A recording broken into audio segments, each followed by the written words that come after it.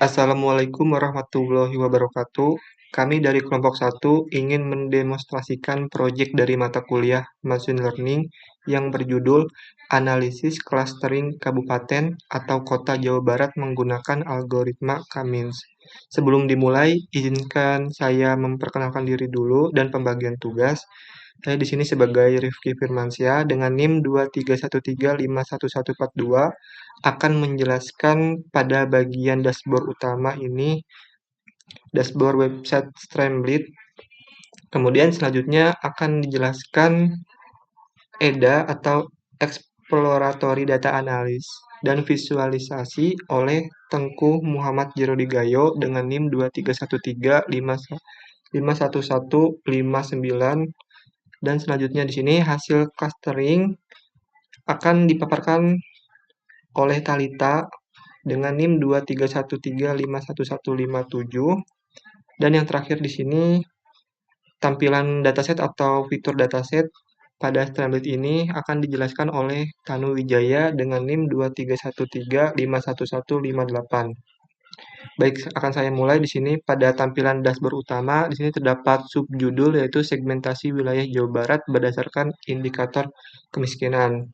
Jadi dashboard ini menampilkan hasil analisis clustering wilayah Jawa Barat berdasarkan indikator kemiskinan pada periode tahun 2017 sampai 2019 dari total 81 data observasi yang mewakili 27 kabupaten atau kota. Nah, di sini kami mengelompokkan wilayah ke dalam 3 klaster. Yang pertama ini, di sini ada klaster 0. Di sini klaster 0 ini termasuk kategori wilayah ekonomi tinggi. Jumlah wilayahnya yaitu 15, PDRB rata-ratanya yaitu 70.043 rupiah, penduduk miskinnya sekitar 209.000 jiwa, dan ini contoh wilayahnya. Di sini termasuk Bogor, Karawang, Bekasi, Kota Bandung, dan Kota Bekasi. Kemudian klaster 1 ini termasuk kategori wilayah ekonomi menengah. Jumlah wilayahnya ada 32, PDRB rata-ratanya sekitar 37.960 rupiah. 37.960 rupiah. Penduduk miskinnya 55.000 jiwa, dan contoh wilayahnya di sini termasuk Majalengka, Purwakarta, Pangandaran, Kota Bogor, Kota Sukabumi. Dan kemudian klaster 2 termasuk kategori wilayah perlu perhatian. Di sini jumlah wilayahnya 34, PDRB rata-ratanya sekitar 25.181 rupiah. Penduduk miskinnya sekitar 187.400 jiwa. Contohnya ini, contoh wilayahnya Sukabumi, Cianjur, Bandung, Garut, dan Tasikmalaya. Pertama, pada tren ini di sini kita melihat bagaimana pergerakan data dari waktu ke waktu. Nah, analisis tren tahun 2017 hingga 2019 pada grafik kiri ini yaitu tren total atau jumlah penduduk miskin. Terlihat garis merah yang menurun tajam ini menunjukkan bahwa jumlah total penduduk miskin di Jawa Barat mengalami penurunan konsisten dari tahun 2017 hingga 2019. Lalu sebaliknya pada grafik kanan ini, tren garis kemiskinan ini menunjukkan bahwa tren ini naik. Garis kemiskinan ini adalah batas rupiah minimal untuk kebutuhan hidup. Nah, jadi meskipun garis kemiskinan ini naik, kondisi ekonomi berhasil menunjukkan jumlah penduduk miskin di tren ini. Nah, selanjutnya pada distribusi data per tahun. Nah, pada grafik kiri ini jumlah penduduk miskin. Nah, kotak-kotak biru ini menunjukkan rentang jumlah penduduk miskin. Nah, lalu pada garis tengah ini adalah kotak median. Nah, titik-titik kecil ini merupakan outlier yang menunjukkan ada beberapa daerah dengan jumlah penduduk miskin yang sangat tinggi dibandingkan rata-rata daerah lain.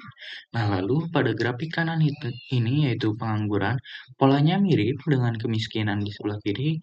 Rentang datanya juga cukup lebar dan menandakannya ada ketimpangan jumlah pengangguran antar wilayah di Jawa Barat.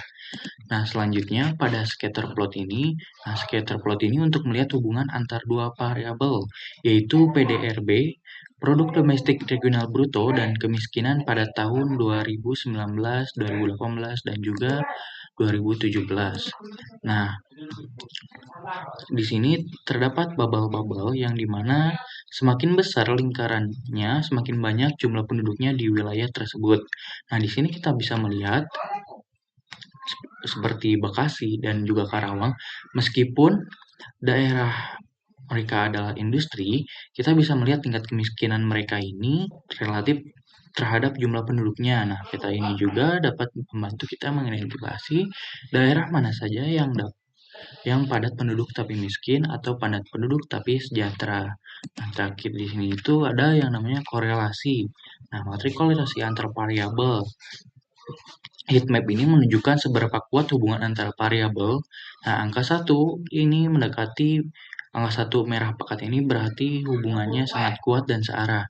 Nah, coba perhatikan pada kotak jumlah warga Jabar dan juga jumlah penduduk miskin ini yang bernilai 0,83.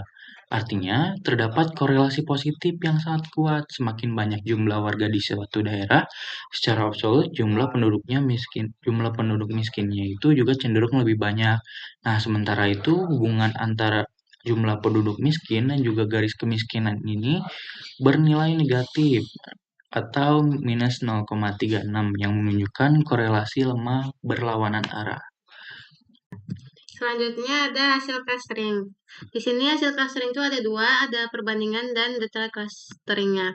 Di perbandingan ini ada visualisasi hasil clustering kimis atau visualisasi yang scatter plotnya. Yang warna biru itu dia cluster 0, warna kuning dia cluster kedua, dan warna merah itu dia cluster 1.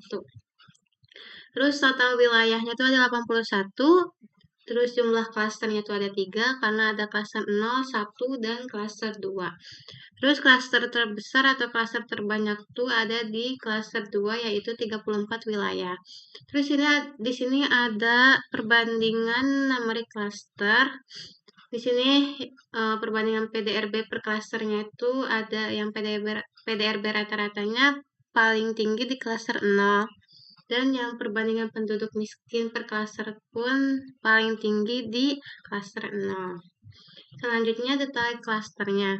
Di detail klaster ini ada klaster 0, wilayah ekonomi tingginya, jumlah wilayahnya ada 15 wilayah, persentase datanya 18,5%, daftar wilayah ada Bogor, Karawang, Bekasi, Kota Bandung, dan Kota Bekasi.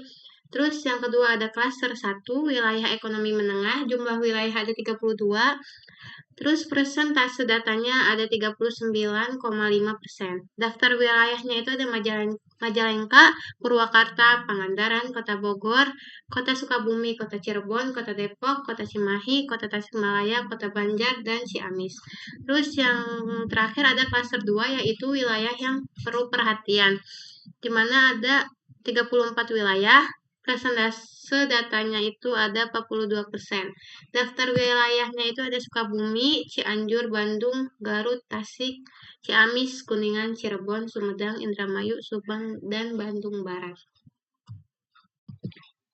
Selanjutnya adalah dashboard dari dataset kami. Jadi di dalam dataset ini kita memiliki fitur yang dimana adalah filter data. Kita bisa memfilter data baik itu tahun maupun pilih cluster. Di mana tahun yang kita filter itu ada dari tahun 2017, 2018, dan 2019. Dan pilihan cluster itu adalah cluster 0, cluster 1, dan cluster 2. Selanjutnya adalah static data. Static data ini akan berubah otomatis sesuai dengan filter data yang kita cari. Dan selanjutnya adalah tabel data. Di tabel data ini adalah seluruh dataset dari hasil kelompok kami cari. Yang pertama itu ada tahun, selanjutnya ada kabupaten atau kota, Selanjutnya adalah jumlah warga. Jumlah warga ini adalah total penduduk di setiap kabupaten atau kota. Satuannya itu adalah jiwa. Selanjutnya itu adalah penduduk miskin. Penduduk miskin ini adalah penduduk dengan pengeluaran di bawah garis kemiskinan. Satuannya itu adalah jiwa. Selanjutnya itu adalah garis kemiskinan. Garis kemiskinan ini adalah batas pengeluaran minimum untuk memenuhi kebutuhan dasar. Satuannya itu adalah rupiah per kapita atau per bulan. Selanjutnya itu adalah pengangguran. Pengangguran ini adalah angkatan kerja yang tidak bekerja tetapi sedang mencari pekerjaan. Satuannya itu adalah jiwa. Selanjutnya adalah PDRB atau Produk Domestik Regional Bruto. Ini adalah total nilai barang dan jasa yang diproduksi di wilayah. Satunya itu adalah rupiah. Selanjutnya adalah klaster Kemins. Klaster Kemins itu kita terdapat 3 klaster. Yang pertama itu adalah 0. 0 itu artinya tinggi. Selanjutnya 1. 1 artinya sedang. Selanjutnya 2. 2 artinya perlu diperhatikan. Oke, sekarang saya akan menjelaskan tentang filter data ini. Contoh kita ingin memfilter data dari 2018 saja. Dan klasternya itu adalah 2 ya. Nah, maka di tabel data ini dan statik data ini akan berubah secara otomatis.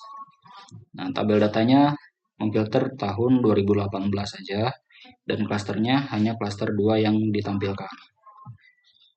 Mungkin cukup sekian dari demo aplikasi kami. Kurang lebihnya kami mohon maaf.